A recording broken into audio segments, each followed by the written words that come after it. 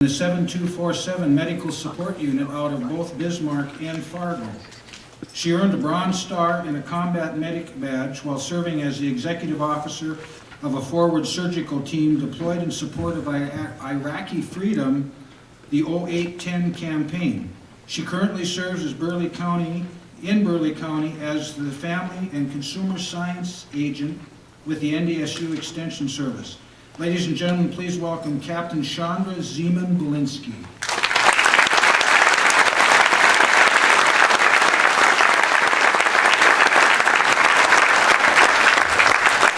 Thank you so much. Actually, I've learned a couple things being 8 months pregnant, or almost 8 months pregnant the second time around. I am so grateful I only had to take one stair to get down here, because 2 stairs is like the aerobic equivalent to 26.2 miles an hour. So if I appear out of breath, that's why. And secondly, no matter how hard I tried, I would have loved to have had that Army service uniform on today.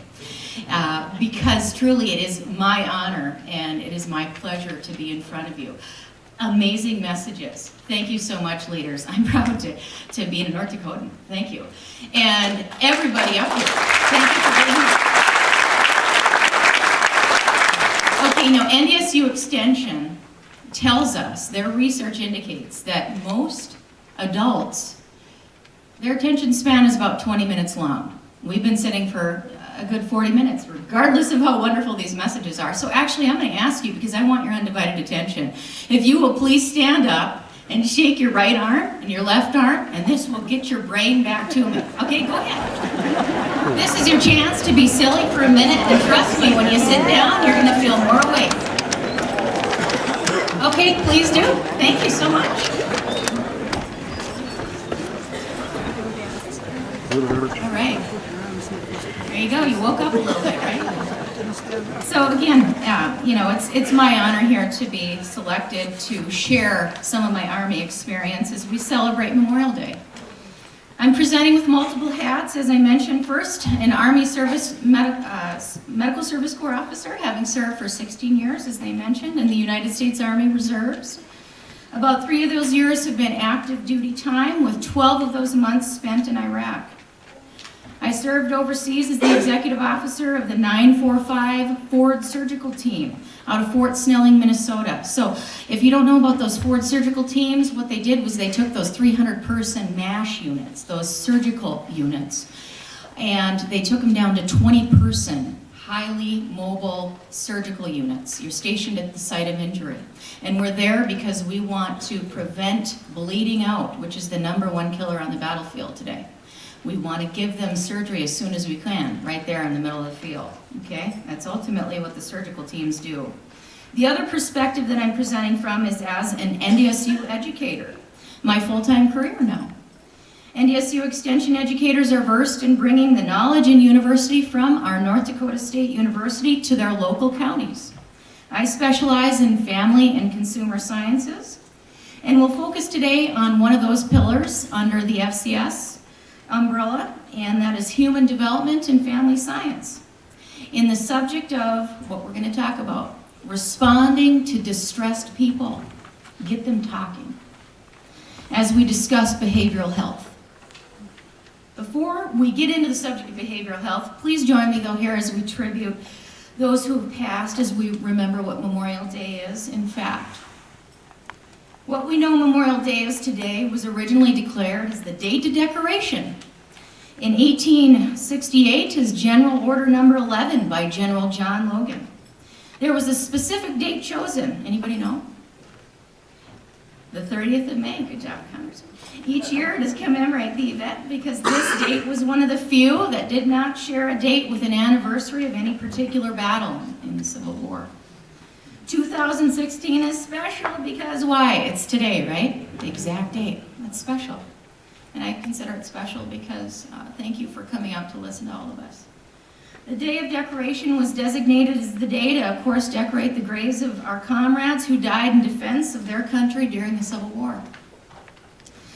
All right, so let's adjust our focus today just for a moment, just for a short time as I'm up here.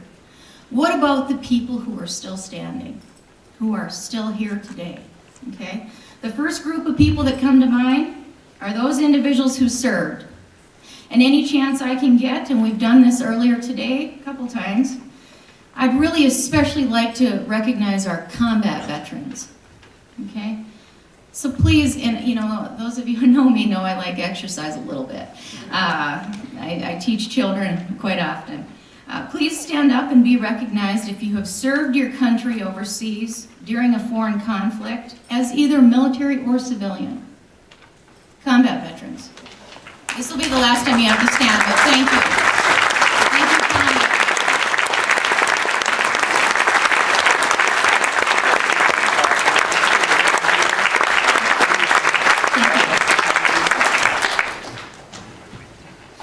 What I'd like to do today is a little modified AAR.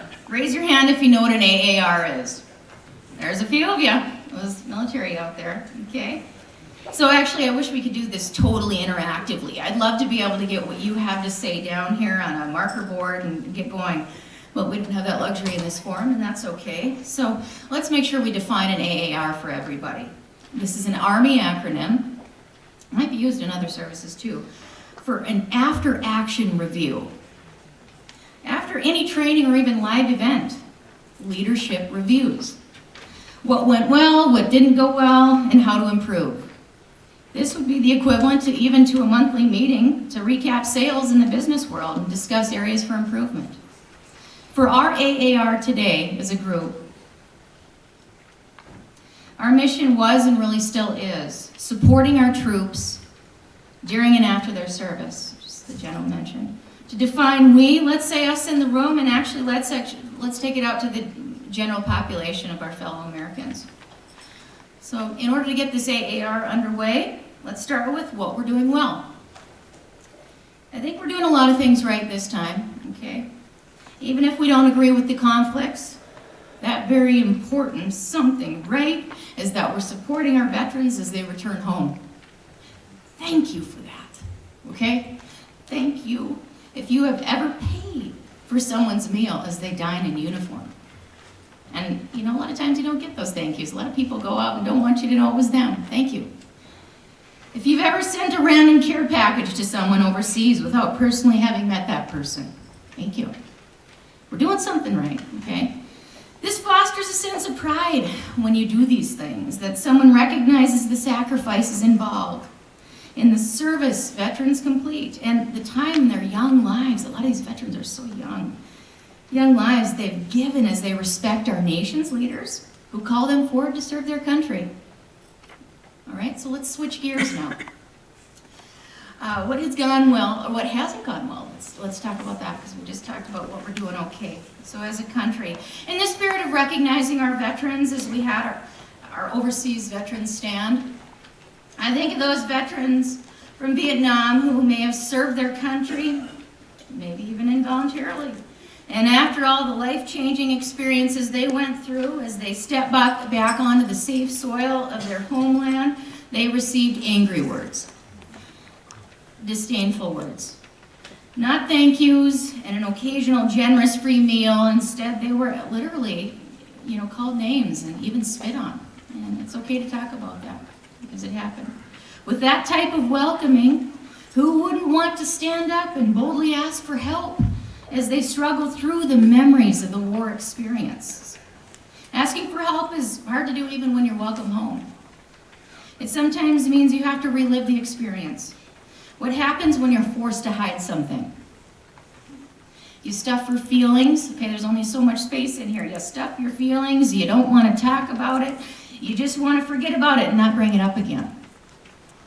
The baby boomer generation of veterans struggled with methods of how to allow their mind and their psyche to heal as they returned due to uncomfortable surroundings, okay, and other things.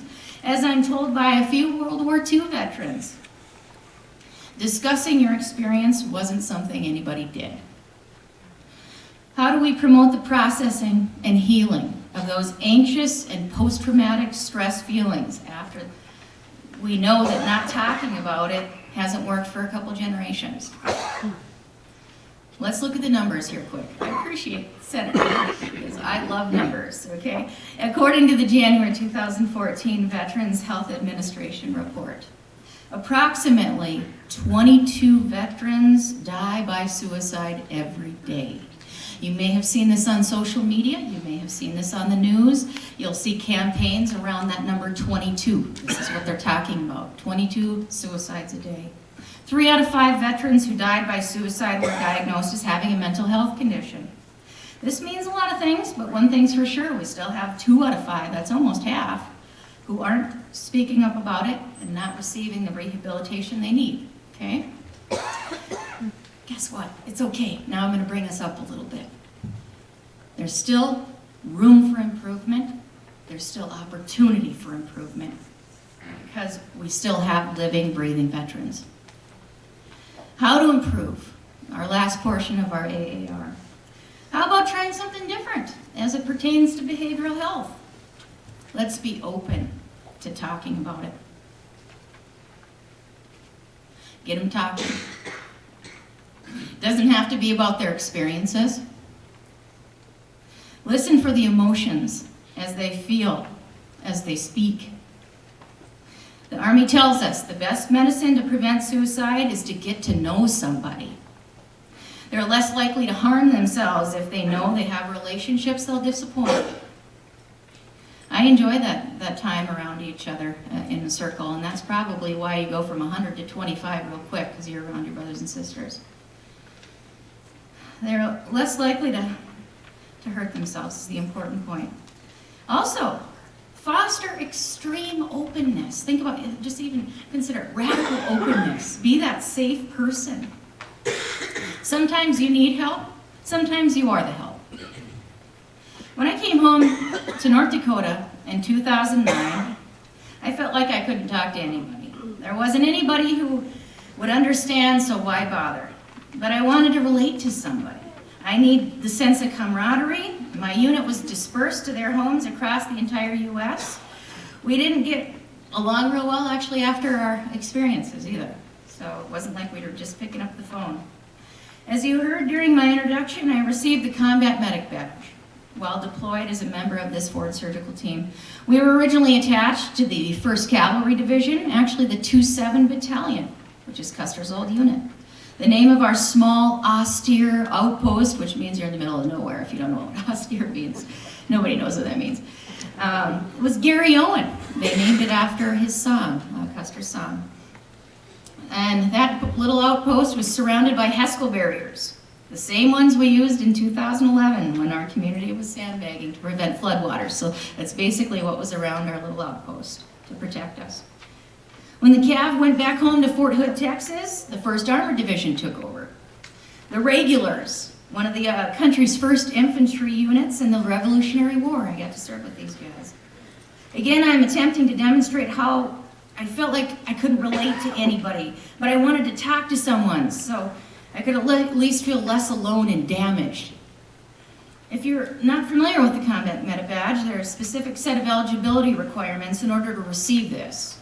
Number 1, you must be a soldier of the Army Medical Department. Number 2, you must be assigned or attached to the infantry. The Combat Medic Badge was designed to provide recognition to the field medic who accompanies the infantry into battle and shares what the experience is unique to the infantry in combat. The subject about women not allowed in the infantry, we've been out there for years under different job titles. Lastly, the infantry unit to which the medical personnel are assigned or attached must engage in enemy combat actively. The intent of the Department of the Army regarding this requirement has been that medical personnel must be personally present and under fire in order to be eligible for the awarding of this badge. Just to close out understanding of this award, recommending officials were originally required back in Vietnam times of this, when they came up with this, to document the 6-digit grid coordinate, exactly where you were in battle. The time, the type of fire, the intensity of fire to which the opposition was exposed. It was still that way in 2009 when I wrote each of these 14 Combat Medic Badges in order to properly recognize my medical brothers and sisters for their experience. We were in multiple situations which would have resulted in several CMBs, these Combat Medic Badges, on the 12-month tour, but we chose only to write up one of the awards. It seemed like, here's the point, I couldn't relate to any of the males I talked to. It was as if they judged me and didn't think I experienced maybe what they were exposed to. Again, I felt alone. I felt like I wanted to talk to females who may have served in hostile fire zones, but I just couldn't find them, you know. My mind's hormonal state, the adrenaline and the cortisol, I mean, this is not specific to females. This is adrenaline stuff. This is your fight or flight. Festered, and it took me 2 years to realize I needed help. What I was struggling from was bigger than mind over matter. It was biochemical. The way I can explain it is maybe like a drug addict that genuinely doesn't want to use drugs anymore but isn't able to function without it, okay? It's not mind over matter. I couldn't remain patient even when I told myself to do so and took time out to remain calm, as if it were brain chemicals that dictated my response to any stress. What we need to address is that it's not easy to speak up and ask for help. Let's make it easier. Let's make it easier. We can be that life-saving buoy by simply being a safe person and get them to talk. In 2012, I'm so thankful to have found EMDR, Eye Movement Desensitization and Reprocessing. Okay, it's just an acronym. It's a type of treatment that is designed to alleviate the stress associated with traumatic memories. This can work for anybody. You aren't going to forget your logical memories. You're not going to forget what your eyes saw. But you can reset your emotional tie to those memories. And that's what this EMDR does. This treatment can be effective, like I said, for all walks of life. Veterans, non-veterans, anybody who's distressed and qualifies for the therapy under a provider. But now I'd like to, as I close here, put on my NDSU Extension Agent hat and share what I think is an educational piece of gold. In April 2016, so last month here, this is hot off the press, Dr. Deb Gebeke and several state partners printed a publication. You can find it on the Burleigh County Extension website where I work, entitled Responding to Distressed People. So let's quiz ourselves here in the room. What do you do when someone is stressed, maybe depressed? How can you help? Actually, honestly, doesn't your mind kind of go blank? I mean, that's such a seemingly intense subject. It's hard to have an immediate answer. Am I giving you the right answer? And I'm going to give you a couple tips and tools today. And again, these are from Extension. Number one, promote open conversation. We've talked about it. Be a safe, non-judgmental person to talk to. Number two, determine if there is truly imminent danger, okay? Because what we do after this really is relative to that. So what we mean by that is, do you think somebody is going to harm themselves? And you know, there is a category that maybe you're not sure. So if there's no danger at all, this is really obviously my favorite category, but I love to plug this. No danger, but you feel like you need help because you're not a good counselor. Call 211. Raise your hand if you know what 211 is. Good. Okay, some of you, not everybody. Thanks to the wonderful people at the Department of Health and Human Services, North Dakota, again, I'm proud to be here, has a state 24-hour helpline. Dial 211. Okay? So if you need help, I just did it the other day. Make sure I was say something honest on the radio, and I said, hey, I'd like to see what we can do for marriage counseling. Where can you refer me? Because I had a friend who was in trouble, and they gave me 3 different clinics. So you dial 211 in this state. Minnesota doesn't have it. I was just over there last weekend, Camp Ripley. They don't have 211. We've got it. If you're in danger, what do? 911. Okay? Remember that. We're not going to, that's a whole different category. But if you're not sure, you're in that middle category. Stay with that person. If you need resistance, which is probably, actually, I'm going to say fairly common, they don't need help, they don't want help, suggest and accompany the person to a professional you know. It could be a clergyman, medically trained personnel, somebody that they trust, hospital emergency room, or even for combat veterans, that vet center on River Road. Fantastic. You know, if you're a combat vet, as many appointments as you need for mental health. They don't charge you. You don't need to sign up for anything. You walk in, and that's what I did last week, Thursday. And even the VA. I'm proud of the VA. They're making leaps and bounds. That CBOC was mentioned. Lawmakers, thank you so much. I'm super impressed by those.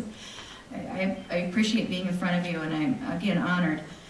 I ask that you continue to support preventive programming from anti-biased research organizations such as NDSU Extension and educational sources such as the Department of Health here and their various divisions. Preventive health is hard to put a dollar amount on. It's so important. It affects at least 85% of the entire population. Sometimes you need help. Don't be afraid to reach out, even if it wasn't the comfortable norm with generations before us. Make an appointment with a professional or sit with a comrade who may understand. All the better and more experienced you'll be when you then are the help. Break down the stigma of mental health by being open about it and its damaging effects. And get them talking. Thank you.